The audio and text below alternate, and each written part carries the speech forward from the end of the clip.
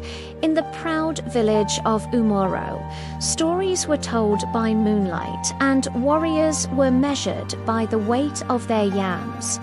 Okor had spent his entire life running from the shadow of his father.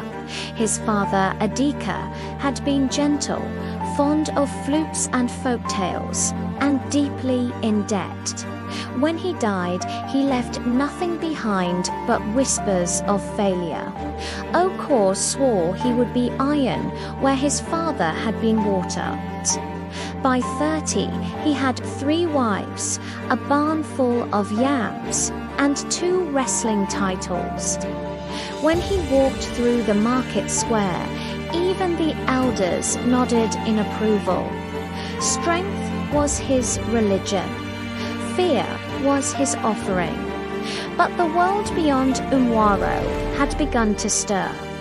The first white missionary arrived with a soft voice and a book.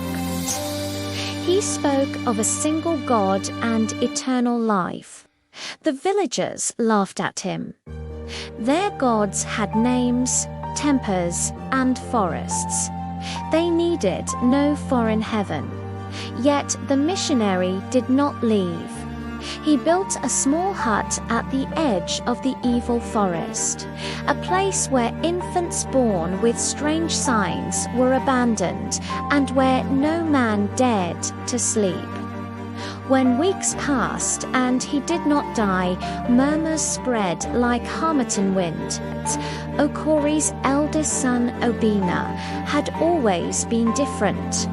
He preferred listening to stories rather than practicing machete swings.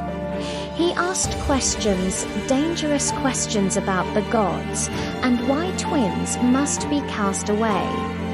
When Obina began visiting the missionary's hut, Okori felt something crack inside him. "You are my son," he thundered one evening.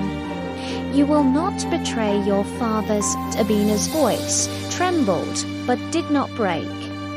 "Father, what if our fathers were wrong?"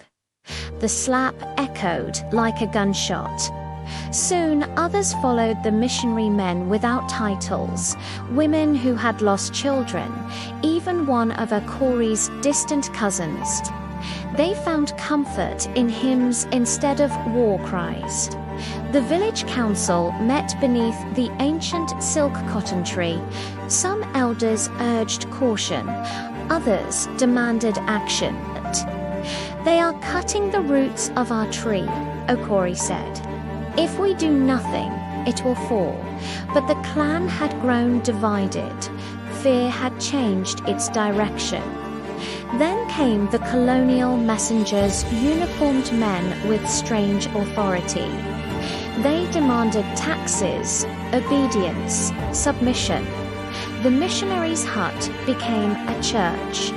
The church became a court. When Okor and other leaders burned the church in defiance, they were arrested, shaved, humiliated, fined. The warrior who had never bowed now felt the earth tilt beneath him. Upon his release, he called for war. He expected Umwaro to roar behind him. Instead, he found silence. At a village gathering, a colonial messenger interrupted, commanding dispersal. In a flash of rage, Okori struck him down with his machete. The crowd gasped. No one moved to stand beside him.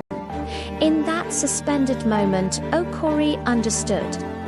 The Umwaro he loved and yielding united, proud, had already begun to crumble. Not by swords alone, but by doubt, by division, by the slow erosion of belief. That night, under a sky heavy with unshed rain, Okor walked to the edge of the forest. The same forest that had once swallowed the missionary's hut. By dawn, the village awoke to find that their strongest man had chosen a path forbidden by their own laws, and so the clan that once feared nothing now feared itself. For it was not only one man who had fallen, it was a world